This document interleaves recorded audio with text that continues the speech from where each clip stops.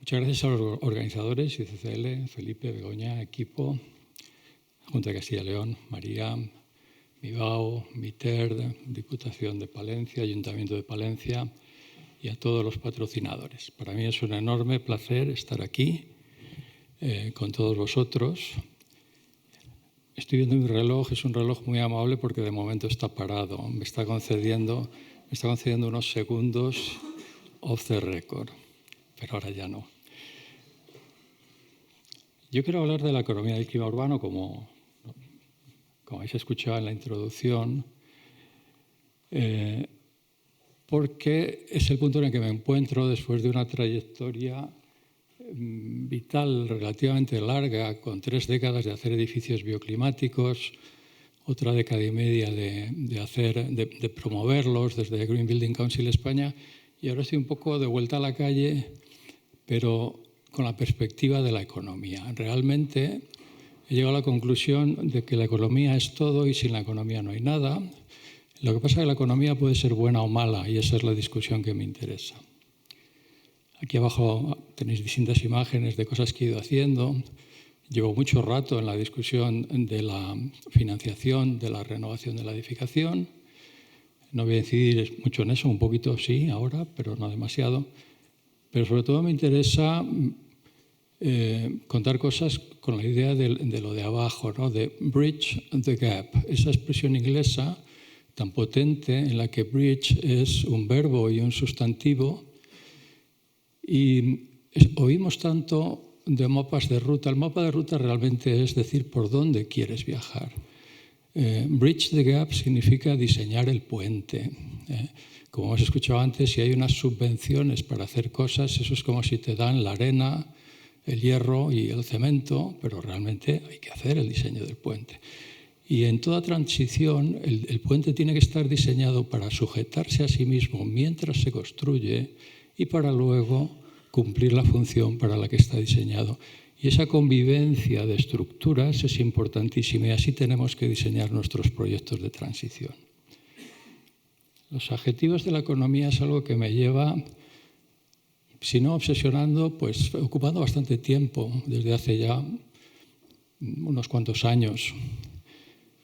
Para cualquier sustantivo, el adjetivo denota el interés en una dirección determinada, pero también denota, de manera aplastante, la anterior ausencia de esa orientación. Cuando se habla,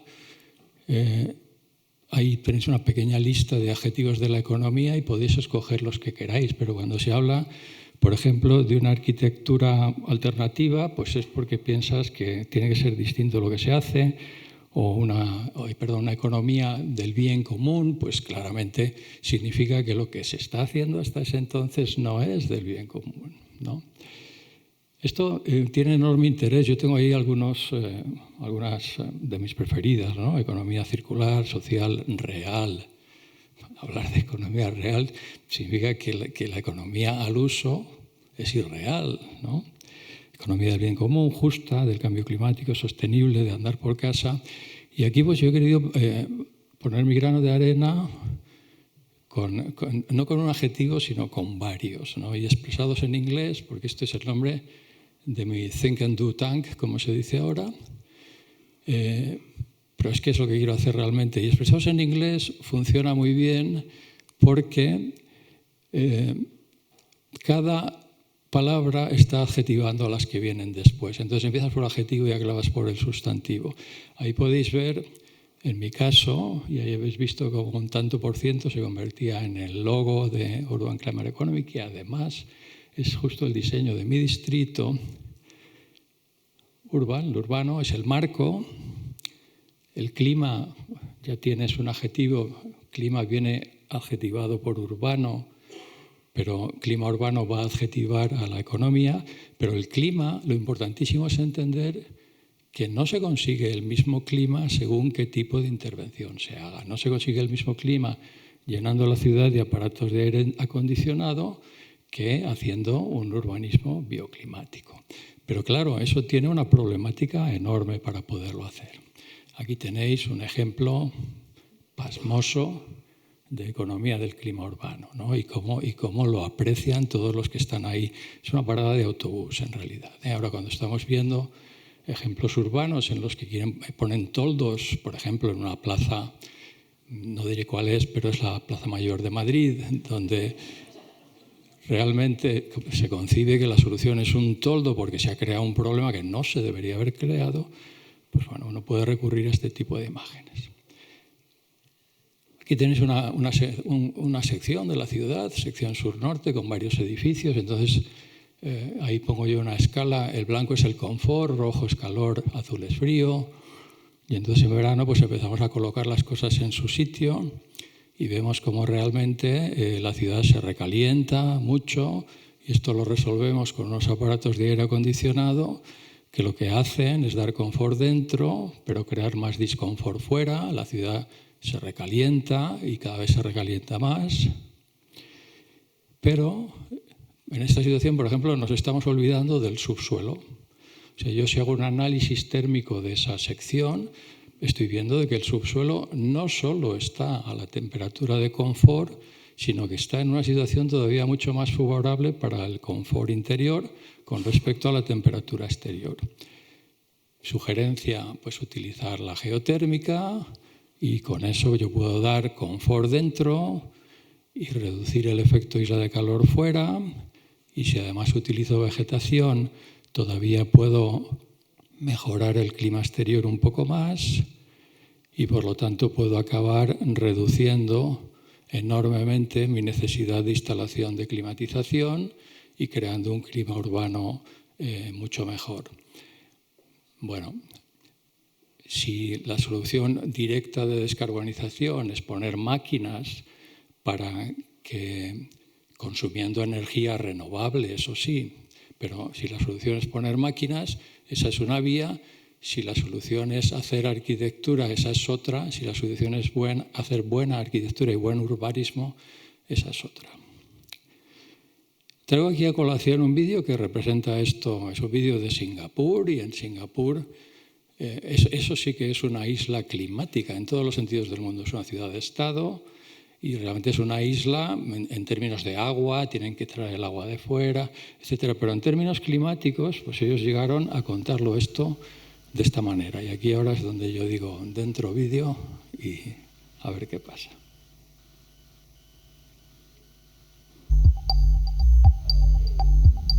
¿Cuál es uno de los principales culpables del aire acondicionado, del clima de la ciudad? Pues curiosamente lo que estábamos diciendo, el aire acondicionado.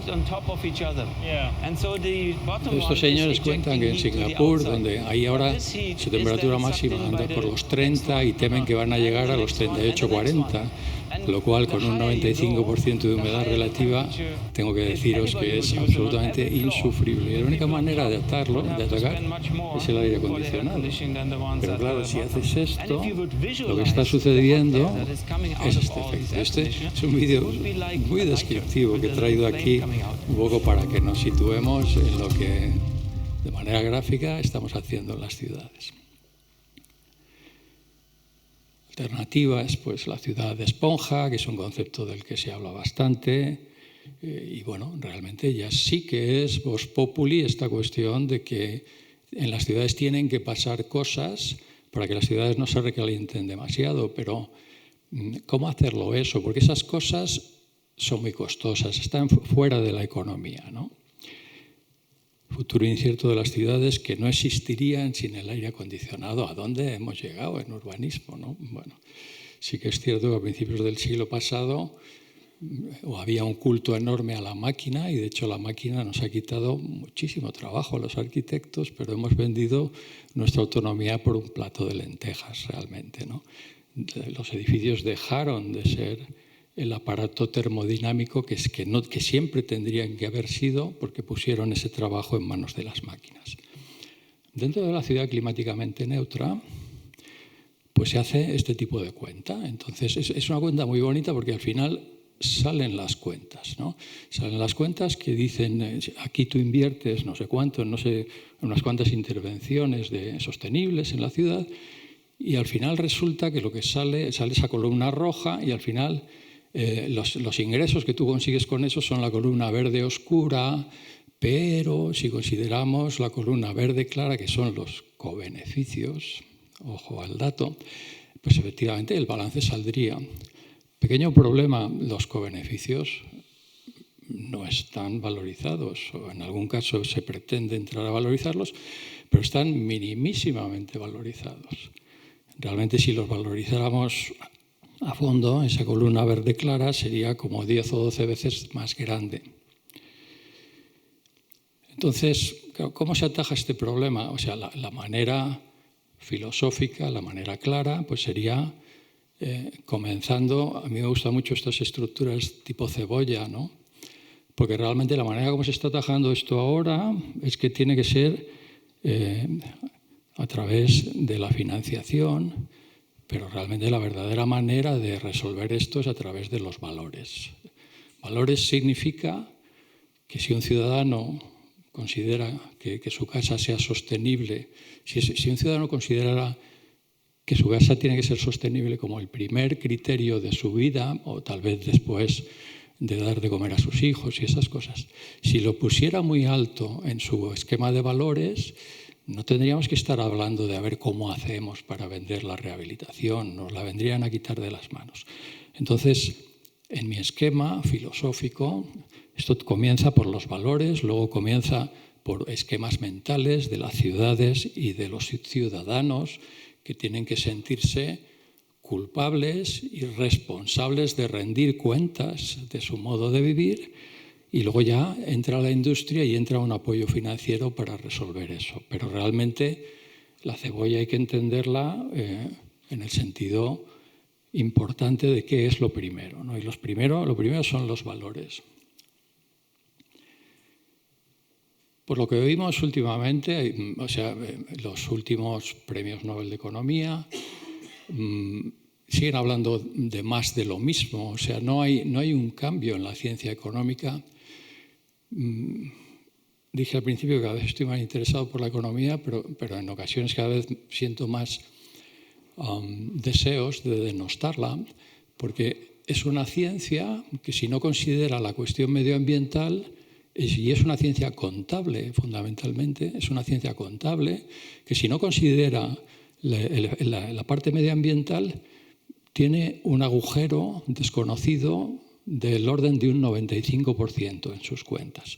Y sin embargo, la economía sigue sin considerar que la economía es algo dentro del medio ambiente, y sigue considerando que por aquí está la economía y nosotros así tan chulitos haciendo cosas, y luego el medio ambiente está por ahí y es que da igual, como si el medio ambiente fuera infinito. Bueno, los últimos premios Nobel de Economía pues hablan de innovación, pero curiosamente no hablan de ecología. Yo se lo he contado de muy distintas maneras. Esta gráfica la he puesto muchas veces, una gráfica animada y tal, pero no quiero fatigaros más con esto. Pero si veis la línea de arriba donde pone época subsidiada, ahí es donde estamos, y a donde queremos llegar es abajo, al objetivo. Los rectángulos, digamos, la superficie relativa de los rectángulos es real. O sea, lo que tenemos arriba es donde estamos, donde queremos llegar es abajo. Pero claro, ahora estamos en una etapa potentemente subsidiada, ya estamos hablando de pasar a lo siguiente, y claro, hay que escalarla en cantidad, hay que escalarla en calidad, hay que innovar en cantidad y calidad para llegar a ese objetivo, y ahí aparece el nudo gordiano que también salió ayer, el nudo gordiano que Alejandro Magno le pegó un tajo y ya lo resolvió. Luego, no sé muy bien, no sé, la historia no sé cómo sigue, pero bueno, sería preferible resolverlo tal vez de otras maneras. De lo que se habla aquí siempre es de este palabra, que también es un palabra relativamente reciente, en bancabilidad, ¿no? Que viene a significar, bancabilidad más o menos es la posibilidad de que el banco te dé dinero. Si tienes un proyecto de baja bancabilidad, pues te va a costar mucho que te den dinero, y si es de alta bancabilidad. Entonces, ¿qué sucede? Que si haces un análisis, ahí tenéis las dos primeras columnas, por ejemplo, las tres, la segunda, tercera y cuarta, ¿no? Relevancia en cuanto, es un gráfico mío que me he inventado totalmente, pero ya tengo una edad para inventarme gráficos. La tercera, la columna esa de neutralidad climática, la relevancia, pues claro, y luego la urgencia y luego el nivel de innovación que se requiere son totalmente opuestos a la bancabilidad. Entonces, realmente las intervenciones más importantes son las menos bancables ahora mismo. En este análisis yo veo que hay 3 niveles de bancabilidad, ¿no? Básicamente, por simplificar, por discretizar solo a 3 cosas, ¿no?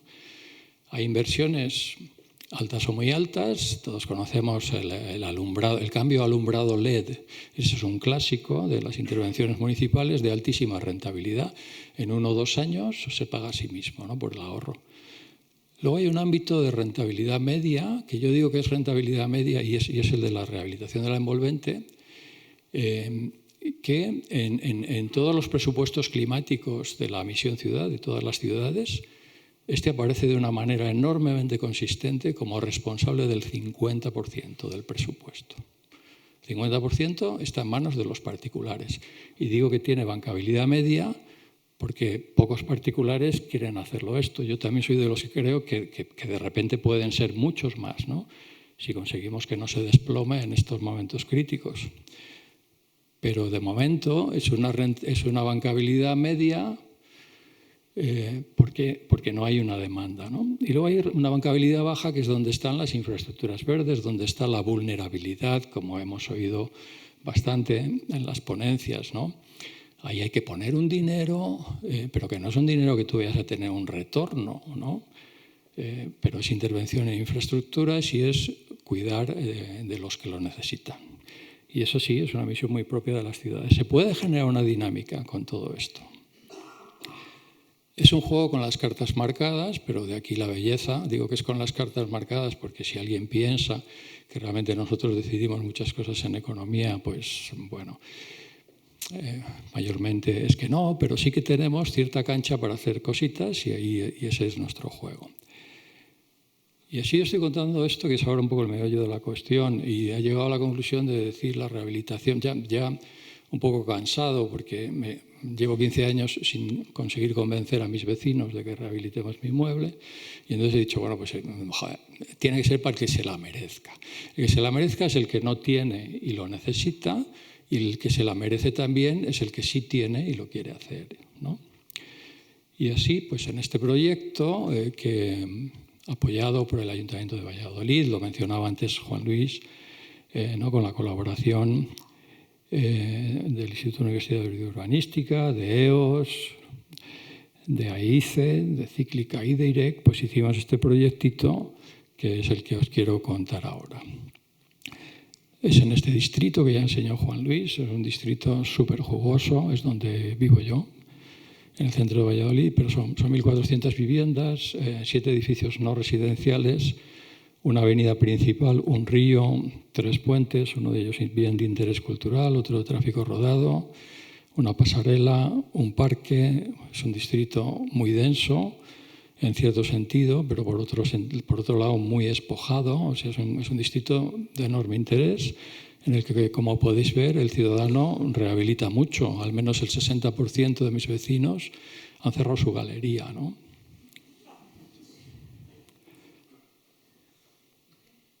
Son como 300.000 metros cuadrados de superficie construida y aproximadamente 300.000 metros cuadrados de suelo, con un plan general muy habilitante, porque permite, por ejemplo, que esas galerías cerradas se legalicen con un incremento de superficie interior de hasta el 10% de la superficie útil. Y además admite la redacción de planes especiales en este sentido. Bueno, entonces en este proyecto pues hicimos una serie de simulaciones, ¿no? Unos clústeres de tipos de edificios con sus soluciones constructivas, etcétera, tanto en residencial como en no residencial, y las posibles sinergias de una cosa y otra, bla, bla, bla. Y llegamos un poco a hacer este planteamiento que ahora voy a decir de nuevo vídeo dentro. Aquí podéis ver la introducción de esto, no voy a poner el vídeo entero como el otro, pero para que os situéis un poco en lo chulo que es mi distrito y lo difíciles que son mis vecinos. Bueno, eso no se ve aquí, ya os lo digo yo. Entonces, en este sitio, pues ahora lo que estamos proponiendo es un distrito de energía positiva. Lo he rebautizado Zorrilla Pisuerga Central. Esto no es un distrito que exista en Valladolid, pero a mí me parecía que el nombre era bonito y por eso lo he puesto así. Zorrilla Pisuerga, pues es Paseo Zorrilla, Río Pisuerga, y Central, pues porque es donde vivo yo. Entonces aquí pues vamos a plantear una serie de soluciones que además tienen un modelo de negocio viable, y eso es lo que al final quiero que os interese más. Lo que estamos viendo aquí son imágenes de cómo podría llegar eso a ser, y bueno, sigue mucho más, pero se va a parar aquí ahora mismo, enseguida. Aquí se para. Habéis visto qué control. Y en este proyecto pues desarrollamos, aparte de todas esas simulaciones que ahora comentaré un poco más, también llegamos a la conclusión de que las comunidades energéticas son la vía, a lo mejor, para acabar haciendo rehabilitación, por eso los llamo ahí como atajo. Otra conclusión que para mí es muy importante es esta cosa que yo he bautizado como el envolvatio, que realmente es el CAE de la envolvente. Para mí, la envolvente, la actuación sobre la envolvente y la envolvente de los edificios es la principal infraestructura energética de cualquier país. La intervención en la envolvente de los edificios genera resiliencia, empoderamiento energético, todo lo que queráis. O sea, realmente es importantísimo que ese CAE, que ahora mismo un CAE en una rehabilitación, pues a lo mejor te dan 400 euros y la rehabilitación ha costado 30.000. Claro, lo que hay que hacer es que te den un CAE durante unos cuantos años, y lo que hay que hacer es que te den un CAE más valorado, porque es el de la envolvente, porque intervenir en la envolvente es muy importante. Bueno, todo esto lo he contado muchas veces, aquí lo tenéis en esta presentación que vais a tener, es la defensa, y lo quiero llevar adelante. Lo mismo que Miguel quiere llevar adelante su línea de exención fiscal, que me parece súper potente. A mí me gustaría que realmente hubiera una auténtica valorización del ahorro y una valorización de todos los cobeneficios que tiene el ahorro por la vía de la envolvente, menos isla de calor y todo lo que he dicho antes, ¿no? Este es mi edificio ahora mismo, y entonces se podría hacer una rehabilitación relativamente sencilla, o se podría ser más ambicioso. También hemos visto esta referencia de aumentar, de generar un espacio adicional en las terrazas, que en este caso yo aprovecharía para poner escaleras de incendios. Mis vecinos sí son sensibles, así nuestro edificio se quema, y entonces les interesa mucho poner una escalera de incendios, y yo como arquitecto bioclimático digo, muy bien, puedo hacer una escalera de incendios escamoteable dentro de un sistema de parasoles, ¿no? Entonces, bueno, este es el planteamiento que hago ahí, y entonces pues podemos llegar a una imagen transformada en el que eso verdaderamente es una estancia, y una estancia de primera calidad. Pero más que de la rehabilitación, quería hablar de la intervención en el distrito. Aquí estamos planteando algunas posibilidades, como que las comunidades pudieran ser proveedores energéticos en esa comunidad energética, pero vamos a ver cómo funcionaría esto en sentido completo. Ese distrito tiene una particularidad brillantísima, y es que está rodeado por dos emisarios de fecales.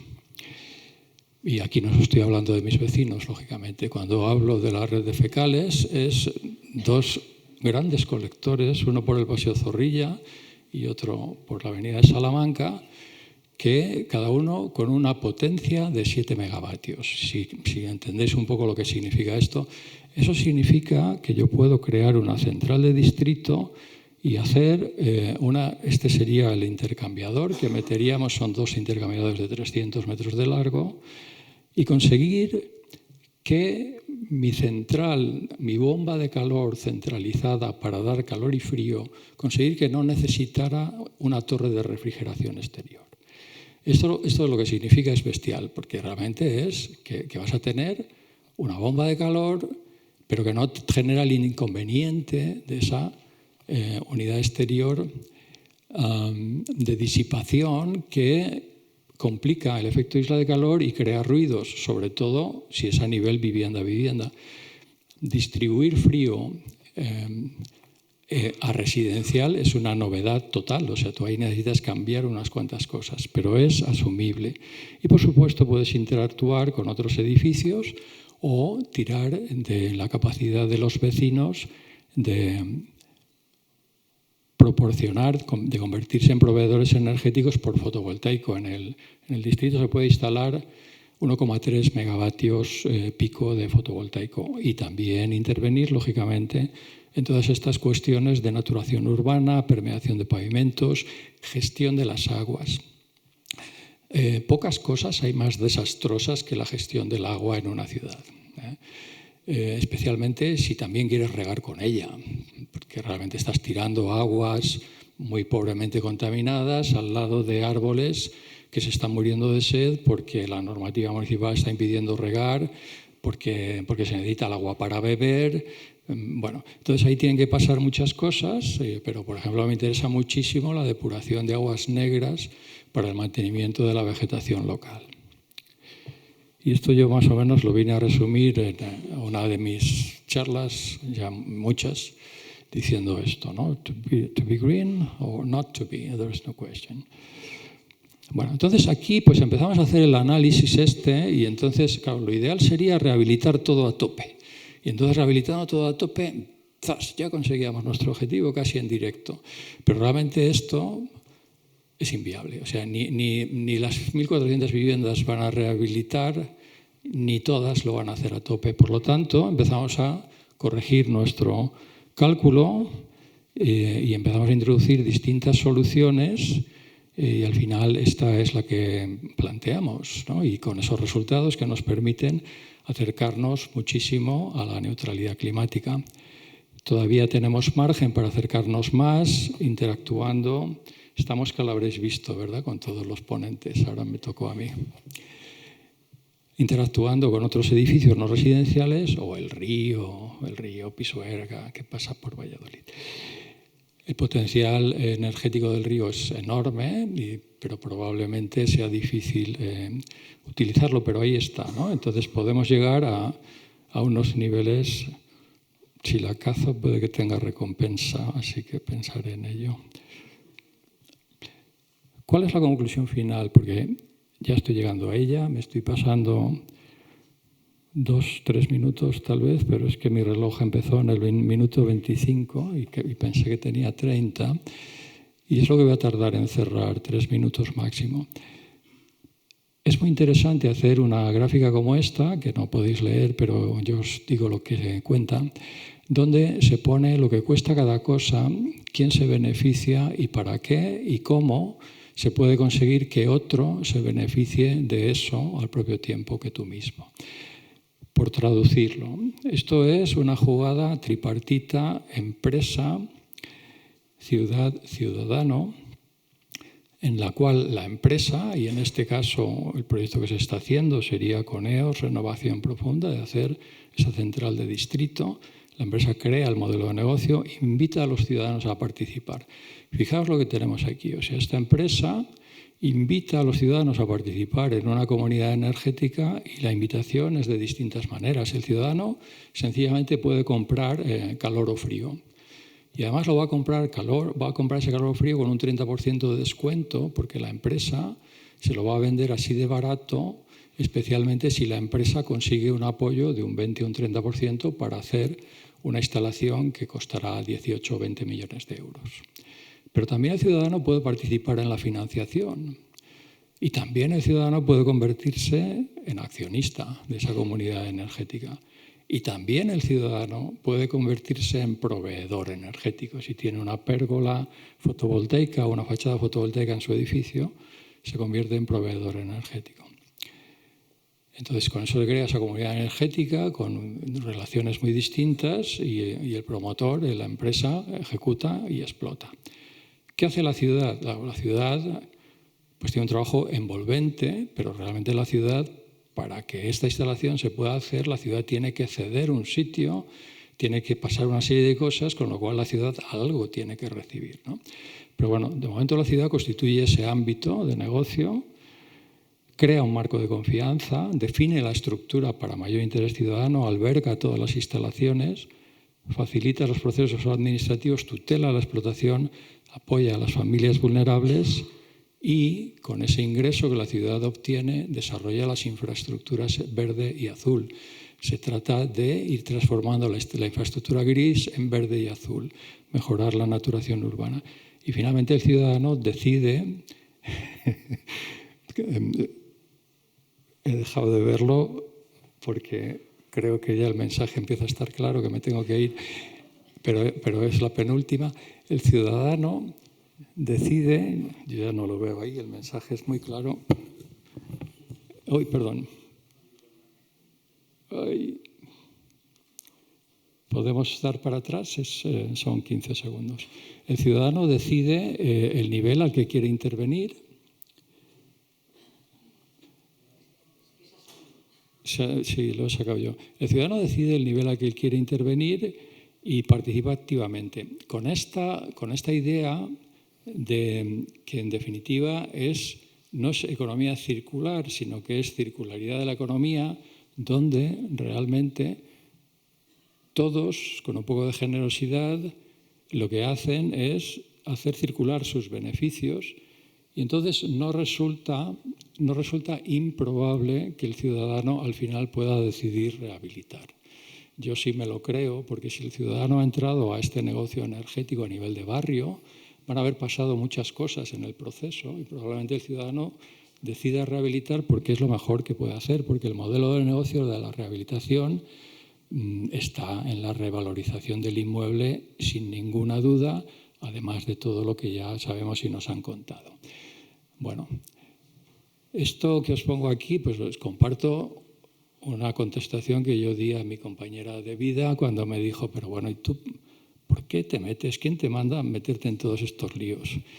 Y yo me quedé así un poco pensativo y le dije, mira, la verdad es que pensándolo, nunca dejé de hacer nada por la sencilla razón de que fuera imposible. Así que os invito a todos que hagáis cosas que son imposibles porque yo creo que está bien. Con la perspectiva esta de 25 años, hasta 2050, yo tengo una certeza. La certeza es que si llego tendré 93 años, pero no tengo la certeza de llegar. Pero si llego, ahí estaré.